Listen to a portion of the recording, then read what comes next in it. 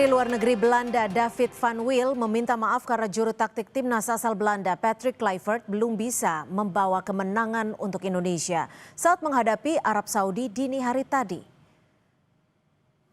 Permintaan maaf diutarakan saat Menlu Belanda David van Wil menghadiri pertemuan bilateral Indonesia-Belanda dengan Menteri Luar Negeri Sugiono di Gedung Pancasila Kementerian Luar Negeri. David mengungkapkan bahwa ada ikatan erat antara Indonesia dan Belanda termasuk dalam sepak bola.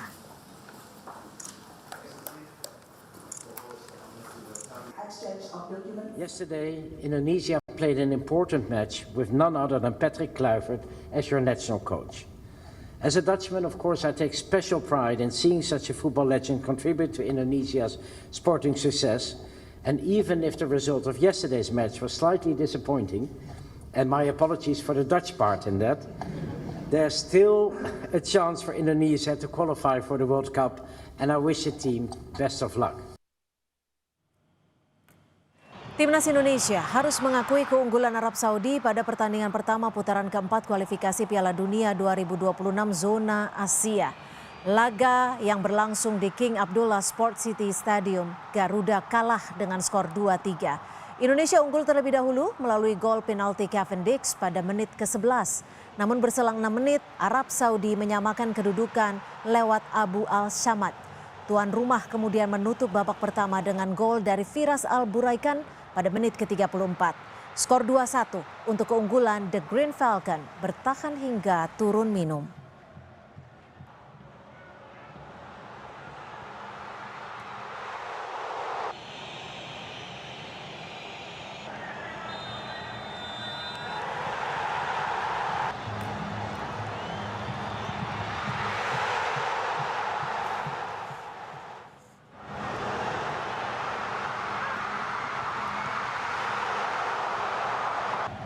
Usai turun minum, Arab Saudi kembali mencetak gol pada menit ke-62. Garuda mempertipis selisih gol melalui Cavendish lewat penalti pada menit ke-89. Elang hijau terbang lebih tinggi dari Garuda dengan skor akhir 3-2.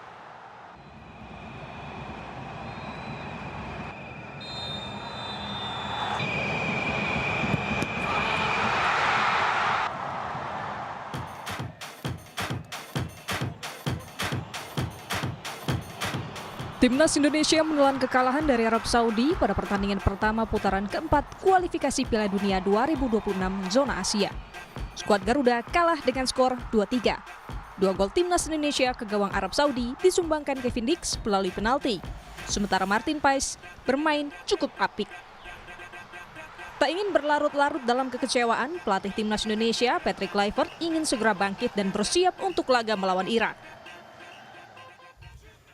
There's a game against Iraq in 3 days, so now it's time to analyze and to come back stronger against Iraq because the game against Iraq we need to win.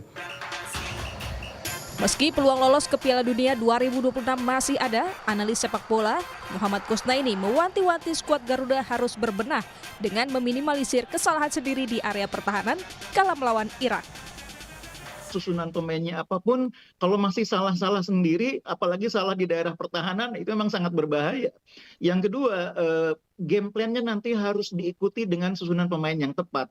Sebetulnya kemarin juga salah satu yang agak mengurangi peluang kita untuk menyamakan kedudukan atau menangkan pertandingan, karena respon dari pelatih itu agak lambat ya. Jadi harapan masih ada. Paling tidak, kalaupun kita tidak bisa lolos langsung ke Piala Dunia dari putaran ini, kita masih punya peluang untuk lolos ke putaran kelima kalau kita menang di pertandingan terakhir. Asa Timnas Indonesia untuk lolos langsung ke Piala Dunia masih terbuka. Salah satu syarat Indonesia wajib menang lebih dari selisih 1 gol saat melawan Irak yang akan digelar pada Minggu dini hari. 3 poin setidaknya dapat menjaga peluang lolos sembari berharap Irak mampu menang melawan Arab Saudi dengan selisih 1 gol saja.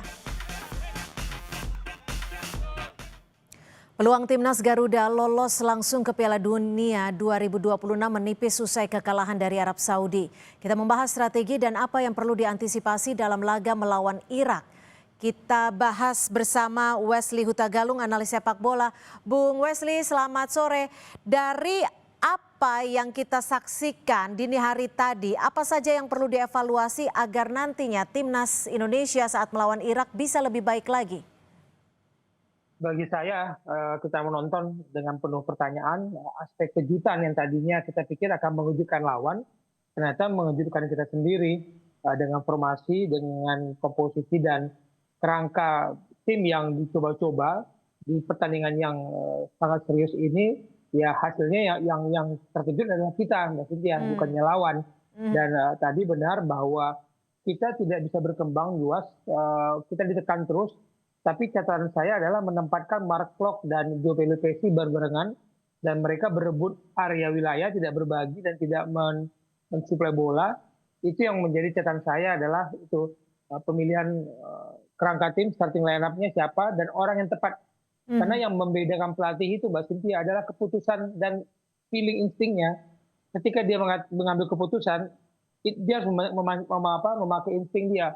Cocok nggak nih Yakob Sayuri yang nggak pernah jadi back di klubnya ditaruh di back untuk lawan tim nasional di pertandingan penting. Cocok nggak nih Mark Klok yang beradu tempat dengan Joe Pelupessy? Cocok nggak nih Beckham Putra yang istilahnya masih begitu hijau untuk tim nasional senior dimainkan di partai genting? Instingnya bermain dan keputusan itu harus dipertanggungjawabkan. Oke, berarti itu juga yang menjadi faktor karena kan kalau kita tahu pertandingan di awal itu Indonesia cukup memimpin dan bertahan. Apa sebenarnya selain formasi dan juga penentuan pihak-pihak, apa yang salah? Apakah chemistry antar pemain? Chemistry jelas, karena kita hampir setiap kali berapa bulan ada pemain baru, ada pemain naturalisasi. Kerangkanya kan berganti-ganti itu. Kemarin ada Emiliano dan Mauro yang datang sebagai pemain baru di uji coba kemarin kan. Nah, bagi saya kita nggak punya pemain yang memegang bola, mengalirkan bola, dan di depan kalau memang oleh dalam kondisi fit dan bermain kita lihat di babak kedua seperti itu, kenapa nggak dari awal? Kan insting dan lagi-lagi keputusan. Memainkan Ragnar yang juga sudah lama tidak membela tim nasional dan cedera, dia mengambil Mauro, tapi dia kemudian mainkan Ragnar di depan, baru kemudian ganti oleh Romani. Dan oleh Romani memperlihatkan dia adalah pemain yang kita butuhkan, menyentuh bola, memberikan ancaman, lalu bergerak. Ya, kenapa tidak dari awal? Sebenarnya bagi saya itu keputusan, Mbak Cynthia. Kalau Ole dimainkan dari awal, setidaknya teman-teman itu terangkat motivasinya, karena di era Patrick Kluivert baru Ole lah yang mencetak gol sebelum Kevin Dix 2 gol kemarin. Dan bagi lawan juga kan pasti sedikit was-was ketika Ole dimainkan. Oke. Jadi untuk penyemangat juga ya, sudah bergabung bersama kami Nur Alim, mantan pemain timnas. Mas Nur Alim, kalau Anda punya perspektif yang sama tidak dari pertandingan dini hari tadi, apa saja yang perlu dibenahi dan seberapa besar sih chemistry antar pemain itu?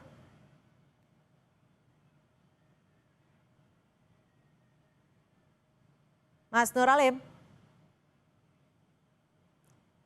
Ya, boleh dibuka untuk audio dan juga kamera Zoom. Baik, kami coba perbaiki lagi untuk Nur Alim, mantan pemain timnas yang akan berbagi perspektif di Kompas Petang. Bung Wesley, lalu kalau dilihat dari formasi yang ada 4-2-3-1, apakah ini harus diperbaiki atau seperti apa ketika nanti kita akan melawan Irak? Karena kan hanya ini peluang kita bisa maju di Piala Dunia. Ya, dengan resiko kita bermain terbuka, kemudian Irak yang 2 kali mengalahkan kita di putaran kedua, itu bukan lawan yang lebih mudah dari Arab Saudi. Kemarin Mbak Siti ya, pemain kita yang paling banyak megang bola itu Kevin Dix, Jay, Yakob, Martin Pas. Baru kemudian Mark Klok dan Joe Pelupessy megang bola. Jadi 4 orang itu belakang kita yang paling banyak nyentuh bola. Berarti kita nggak bisa keluar dari tekanan kemarin. Yang paling banyak menyentuh bola itu 68 itu Kevin Dix, baru diikuti Jayces, diikuti Yakob Sayuri, baru kiper kita Martin Pas yang melakukan 7 penyelamatan. Setelah itu baru Mark Klok memegang bola, menyentuh bola 46 kali, dan Joe Pelupessy menyentuh bola 37 kali. Joe Pelupessy kehilangan tempat karena ada Mark Klok yang mengganggu peran dia. Oke, Mas Nur Alim, kalau menurut Anda siapa yang perlu dirotasi untuk laga melawan Irak nanti hari Minggu? Mbak, kita berbalik ke pertandingan semalam ya. Ini juga kita sama sebagai mantan pemain juga kita kaget ya dengan adanya perubahan line up ini ya. Kita nggak tahu kenapa ada perubahan di pertandingan sebelumnya itu kan pemain-pemain itu udah solid, Mbak. Makanya ketemulah chemistry satu sama lain pemain-pemain kita. Kalau saya lihat di situ, Mbak, dan juga kenapa yang seharusnya pemain belakang yang harus memakai 3 ya, yang harusnya di situ ada Ijes, ada Hafner, ada Jai yang di situ solid. Kenapa ada perubahan gitu loh? Itu yang kemarin yang kita lihat di pertandingan semalam ini, harusnya kita jangan sampai berubah lah. Kita nggak tahu kan skema pelatih ini mau nggak tahu yang tidak diturunkan yang semalam itu apakah mereka kondisinya juga tidak fit atau apa, kita nggak tahu. Itu terlalu belum resmi, Mbak, istilahnya. Ya, tapi kalau dari perspektif Anda sebagai mantan pemain, apa yang harus diperbaiki dan formasi apa yang setidaknya bisa dilakukan Kluivert ketika nanti akan berlaga melawan Irak? Ya, kita harus berbalik lagi ke pertandingan sebelumnya. Waktu kita pertandingan melawan Cina, Bahrain itu kan itu udah solid gitu ya, Mbak ya. Sekarang kenapa di pertandingan krusial yang kita harusnya bisa mendapatkan poin, harusnya momen hari ini malamnya itu harus bisa dapat poin, Mbak. Sekarang kan agak berat gitu loh. Ya di pertandingan besok melawan Iran ini kan beda, ya kan, kualitas permainan Arab sama Irak itu beda gitu loh, Mbak. Ini kan harusnya kita mendapatkan poin yang semalam. Kalau untuk buat pertandingan Irak itu beda lagi, Mbak. Itu. Oke, Bung Wesley, kalau Mas Nur Alim, kalau dilihat nanti starter atau 11 pemain utama yang patut diterjunkan ketika melawan Irak siapa nih menurut Anda? Ya, kalau saya lihat di pertandingan kemarin ya, kita tidak menyalahkan satu atau beberapa pemain ya yang kemarin bermain tidak maksimal gitu. Itu kan strategi pelatih, Mbak. Ya, yang seharusnya yang sudah paten di gelandang itu harus juga dimainkan pertandingan yang semalam itu, kayak macam di situ Palu Pesi, ada Tom Haye, terusnya di situ. Apalagi sekarang ini kan sudah punya striker kita oleh ada Miliano di situ. Di situ banyak pilihan kita. Cuma yang kemarin itu sangat disayangkan gitu loh. Pemain-pemain yang diturunkan semalam itu ada yang kurang fit atau memang mereka tidak mengerti instruksi pelatih gitu loh, Mbak. Bung Wesley, apa yang perlu diantisipasi saat melawan Irak nanti? Singkat saja. Ya, kembali menurut saya kerangka tim dikembalikan, tapi kalau mencoba-coba lagi, resikonya Irak itu mainnya akan juga direct dan crossing dan pasti juga akan menekan seperti kemarin itu. Jadi kalau kita salah pilih formasi, salah pilih orang di tempat yang salah, ya akan berat untuk keluar dari tekanan. Pasti Irak akan menekan kita. Oke, baik. Terima kasih Bung Wesley Hutagalung, analis sepak bola, dan juga Mas Nur Alim, mantan pemain timnas, sudah berbagi perspektif di Kompas Petang. Selamat sore. Selamat sore, Mbak. Saudara, informasi lainnya masih akan kami sajikan selepas jeda. Selebritas Nikita Mirzani dituntut hukuman 11 tahun penjara, denda 2 miliar rupiah, subsidiar 6 bulan kurungan terkait kasus dugaan pemerasan dan TPPU di Pengadilan Negeri Jakarta Selatan.